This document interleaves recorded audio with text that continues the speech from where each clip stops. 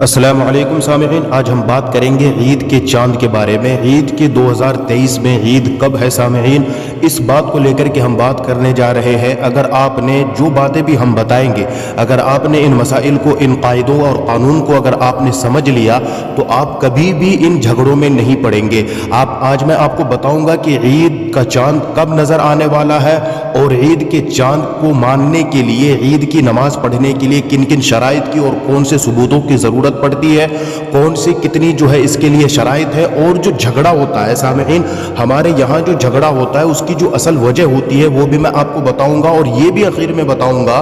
कि क्या सऊदीया में अगर ईद हो जाए तो उसके अगले दिन हमारे यहाँ ईद करना ज़रूरी है या नहीं है, या किन जगहों पर ज़रूरी है। सामिईन हमें एक एक करके सारी बातें बताएंगे, लेकिन आपसे यही रिक्वेस्ट और दरख्वास्त है कि आप वीडियो को स्किप किए बिना पूरी वीडियो गौर से सुने और इसको जो है आम लोगों तक ज़रूर पहुँचाएँ। सबसे पहली बात तो ये याद रखें सामिईन, मैं शुरू कर रहा हूँ। सबसे पहला ये कायदा याद रखना चाहिए कि इस्लामी महीना, शरई महीना कोई सा भी हो, वो ना तो 29 से कम का होता है और ना ही 30 से ज़्यादा का होता है। ये बात हमेशा जहन में रखें आप कि ना तो रोज़ा हो या कोई दूसरे महीने हो, वो ना तो 29 से कम का होगा और ना ही 30 से ज़्यादा होगा। अगर 29 का भी, अगर आम फैसले के मुताबिक आपके रोज़े 29 भी हो रहे हैं या 30 हो रहे हैं तो भी सही है। अगर फैसले के मुताबिक अगर ये देखा गया है कि फैसला कर लिया गया कि आज से जो है रमज़ान की पहली तारीख है और जिस दिन ईद का चांद नज़र आ गया और उस दिन ये पता चला कि आज आपके 28 ही रोज़े पूरे हुए हैं, तो एक रोज़े की क़ज़ा करनी पड़ेगी, क्योंकि महीना ना तो 29 से कम का होता है और ना ही 30 से ज़्यादा का होता है। अब आते हैं कि चांद के, ईद के चांद के बारे में जो है, जो साबित होगा कि ईद का चांद नज़र आ चुका है, उसके लिए कौन कौन से शराइत हमें देखने पड़ेंगे।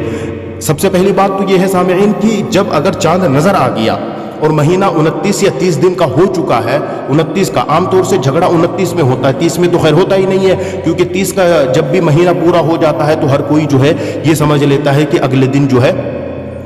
ईद है। लेकिन जब 29 का महीना हो और चांद नजर ना आए, यहाँ पे झगड़ा होता है। जब चांद नजर ना आए तो अब क्या करेंगे, उसके लिए 4 शर्तें हैं, 4 कानून शरीयत ने हमें बता रखे हैं। सबसे पहली शर्त क्या है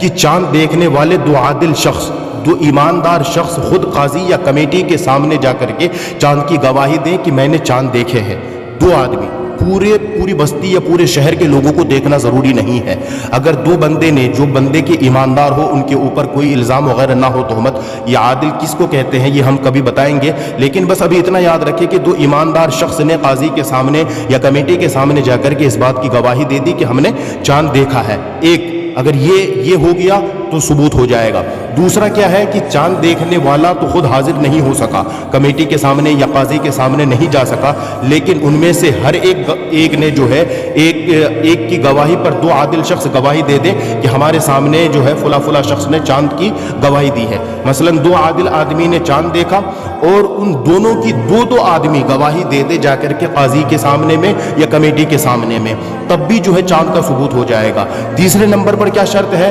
कि किसी जगह काजी या कमेटी शरई सबूत पर चांद का फैसला कर दे, फिर अपने फैसले को 2 गवाहों के सामने सर्बोमोहर करके, यानी ठप्पा लगा करके दूसरे शहर की कमेटी या काजी को भेजे। यहाँ पे मसला समझे सामीन, मसला क्या है कि एक शहर में, मसलन दिल्ली में जो है चांद नहीं देखा गया, लेकिन हैदराबाद में जो है चांद नज़र आ चुका है, तो अगर हैदराबाद के काजी ने जो है 2 गवाहों के सामने में, वहाँ पे जो चांद का सबूत हुआ है वो शरई ज़ाब्ते के मुताबिक हुआ है, जैसे मैंने पहले बता दिया आपको, ठीक है। उसके बाद उन्होंने क्या किया कि चांद का फैसला कर दिया और फिर जो है क्या कहते हैं कि 2 गवाहों के सामने में जो है ठप्पा लगा करके उस ख़त को जो है दूसरे शहर में, मसलन दिल्ली भेज दिया, तो वहाँ के लोगों को भी इसके ऊपर अमल करना ज़रूरी होगा। अब चूँकि उन्होंने जो है भेज दिया है, लेकिन दोनों जगह का, ये दिल्ली और हैदराबाद का फासला इतना अलग नहीं होना चाहिए कि वहाँ का हुक्म मानने से जो है, मसलन अगर हैदराबाद का हुक्म दिल्ली वालों ने माना है तो इनका रोज़ा 29 से कम या 30 से ज़्यादा नहीं होना चाहिए। अगर ऐसा हो रहा है तो फिर वहाँ का हुक्म हम नहीं मानेंगे। आगे चलते हैं। चौथी शर्त क्या है, इस्तिफाज़ा कहते हैं इसको, यानी किसी जगह से चांद की खबर یا قاضی کے فیصلے کے بعد اس کی خبر دوسرے شہر تک اس تواتر سے پہنچے، یعنی اتنی زیادہ تعداد میں پہنچے کہ اس سے چاند کے ثبوت کا علم یقینی ہو جائے۔ سامعین، یہاں پہ اس والے مسئلے میں جھگڑا ہوتا ہے،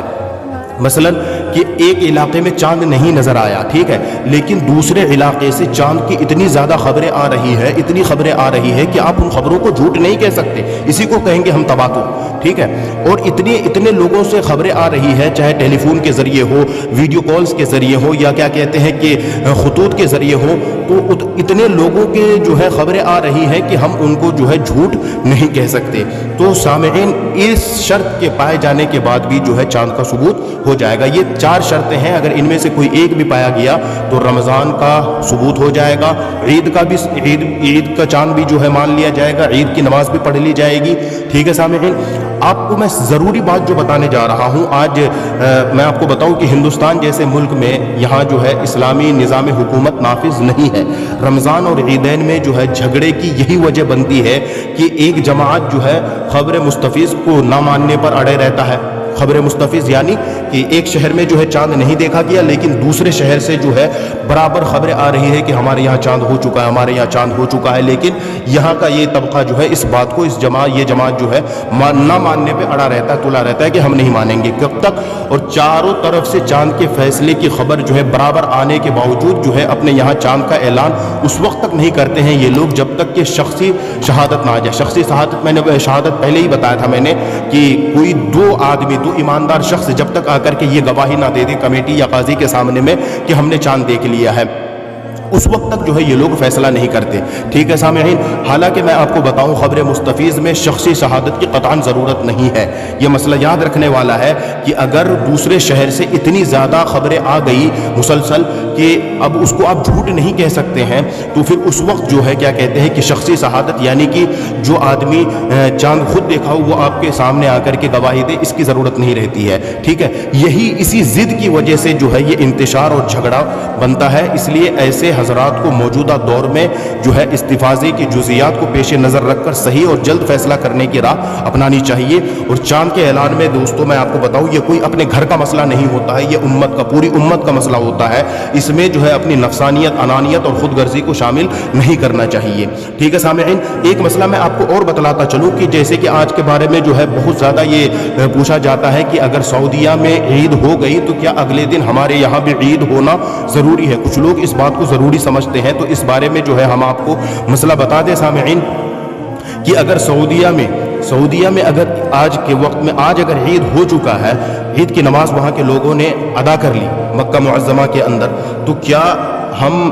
جیسے کہ بر صغیر کے اندر ہے ہندوستان، پاکستان، بنگلہ دیش، ان علاقوں کے لوگوں کو اگلے دن عید کی نماز ادا کرنی ضروری ہے یا نہیں؟ اس بارے میں کیا مسئلہ ہے؟ تو میں آپ کو بتلا دوں کہ مکہ معظمہ کے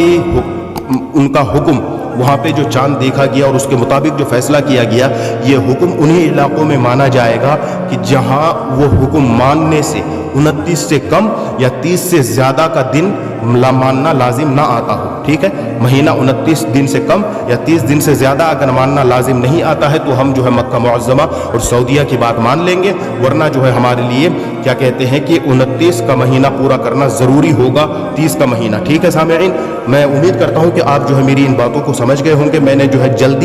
بہت جلدی میں جو ہے سمجھانے کی کوشش کی ہے۔ آپ اگر سمجھ گئے ہیں تو ان مسائل کو جو ہے لوگوں تک عید کا چاند نظر آنے سے پہلے بھیج دے، تاکہ ایک امت جو ہے جھگڑے سے، انتشار سے اور کیا کہتے ہیں کہ اختلافات سے بچ جائے، ٹھیک ہے۔ اللہ آپ کو اس کا جزائے خیر دے گا، بدلہ دے گا، ٹھیک ہے سامعین۔ ملتے ہیں اگلی ویڈیو میں، چینل کو سبسکرائب ضرور کریں، اور جب بھی جیسے ہی کوئی اپڈیٹ چاند کے متعلق ملتا ہے ہم آپ تک ضرور پہنچانے کی کوشش کریں گے۔ ملتے ہیں اگلی ویڈیو میں، ابھی کے لیے اتنا ہی، اللہ حافظ۔